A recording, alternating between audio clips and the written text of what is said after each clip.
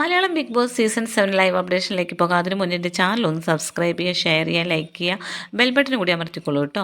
അപ്പോൾ അനീഷും നമ്മുടെ അനുമോളും കൂടിയിട്ട് മാപ്പ് പറഞ്ഞ് കളിക്കുകയാണ്. രണ്ടുപേരും കൂടി പറയുന്നുണ്ട് എന്നോട് സോറി കേട്ടോ, കാരണം ഞാനത് പറഞ്ഞത് എന്തുകൊണ്ടാണെന്ന് വെച്ചിട്ടുണ്ടെങ്കിൽ എനിക്ക് അനുമോൾക്ക് എന്നോട് താല്പര്യമുള്ളതായി തോന്നിപ്പോയി, അതുകൊണ്ടാണ് ഞാൻ അങ്ങനെ പറഞ്ഞത്.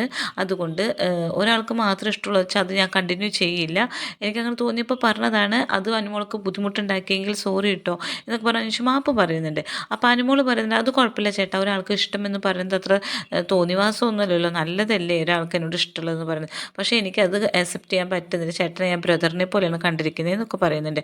അപ്പോൾ അനീഷ് പറയുന്നത് സാരില്ല, അനുമോൾക്ക് ഇഷ്ടമല്ലെങ്കിൽ നമുക്കത് കണ്ടിന്യൂ ചെയ്യുന്നു വേണ്ട, എനിക്ക് അങ്ങനെ തോന്നിപ്പോയി. ചേട്ടൻ എന്താ അങ്ങനെ തോന്നാൻ കാരണം എന്നോട്, ഞാൻ ഐ ലവ് യു പറഞ്ഞത് കൊണ്ടാണോ, ഇങ്ങനെ ചേട്ടൻ്റെ വീട്ടിലേക്ക് വരുന്നു പറഞ്ഞതുകൊണ്ടാണോ, നമ്മൾ ഒരുമിച്ച് കൃഷി ചെയ്യും എന്ന് പറഞ്ഞത് കൊണ്ടാണോ, അല്ലെങ്കിൽ ഞാൻ കെട്ടിപ്പിടിക്കുന്ന പോലെ സിമ്പിൾ കാണിച്ചതോ അല്ലെങ്കിൽ ഉമ്മ വെച്ചതോ ഒക്കെയാണോ ചേട്ടനെ എന്നെ അങ്ങനെ ഇഷ്ടമാക്കി ചോദിക്കുന്നുണ്ട്.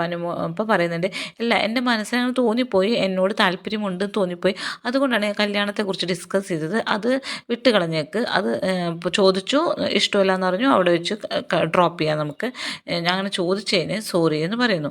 ആ ടൈമിൽ നമ്മുടെ നെവിനും നൂറയും കൂടി അടുക്കളയിൽ കറി ഉണ്ടാക്കിക്കൊണ്ടിരിക്കുക.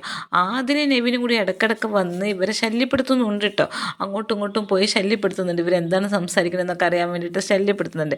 അപ്പോൾ നെവിൻ ഇങ്ങനെ പരിപ്പേറി ഉണ്ടാക്കുക. അപ്പോൾ പരിപ്പേറിയുടെ കളർ കണ്ടു കഴിഞ്ഞാൽ ഒരു പ്രത്യേകത. അപ്പോൾ നൂറ് വന്നിട്ട് ഇങ്ങനെ അത് ഇളക്കി നോക്കുന്നുണ്ട്. അപ്പോൾ ഇളക്കല്ലടി ഇളക്കല്ലടി, നിനക്ക് അല്ലെങ്കിൽ ഇത്തിരി ഇളക്കൽ ഇത്തിരി കൂടുതലാണ്, എനിക്കറിയാം നിൻ്റെ ഇളക്കൽ എന്നൊക്കെ പറഞ്ഞ് നെവിൻ്റേതായ ഭാഷയിൽ പറയുകയാണ്. അപ്പോൾ നൂറ് ഇങ്ങനെ നെവി എന്നിട്ട് ഇങ്ങനെ ഈ കറി എടുത്തിട്ട് ഇങ്ങനെ ഒഴിച്ച് കാണിച്ചു കൊടുക്കുന്നുണ്ട്, എന്നിട്ട് ഇങ്ങനെ ഡബിൾ മീനിങ്ങുള്ള അർത്ഥത്തിൽ കാണിച്ചു കൊടുക്കുന്നുണ്ട്. അപ്പോൾ നൂറ് പറഞ്ഞു ശശി എടാ എനിക്ക് മനസ്സിലാവുന്നുണ്ട് നീ എന്താണ് ഉദ്ദേശിക്കുന്നത്, എനിക്ക് മനസ്സിലായി, ഈ കളർ കണ്ടിട്ടൊക്കെ അങ്ങനെ തോന്നുന്നുണ്ട് എടാ. അപ്പോൾ വീണ്ടും നെവിൻ ഇങ്ങനെ എടുത്തിട്ട് ഇങ്ങനെ കയ്യിലേക്ക് ഒഴിച്ചിട്ടും അങ്ങനെ നക്കി നോക്കുന്നു, ഉപ്പുണ്ടോ നോക്കുന്നു, എന്നിട്ട് ചിരിക്കുന്നു, ആ കറിയുടെ കളർ നോക്കുന്നു പറയുന്നു. അതായത് വേറെ തരം നെവിൻ്റെ മനസ്സിലുള്ള ചിന്ത വേറെയാണ്. നൂറയ്ക്കത് മനസ്സിലായി. നൂറ പറയുന്നത് എടാ എനിക്ക് പുട്ട് കഴിക്കേണ്ടതാണ്, നീ എന്താണ് എനിക്ക് ഭക്ഷണം കഴിച്ചിട്ടില്ല, ഭക്ഷണം കഴിക്കേണ്ടതാണ്, ഈ മാതിരിയുള്ള വർത്താനം പറയില്ലടാ നീ.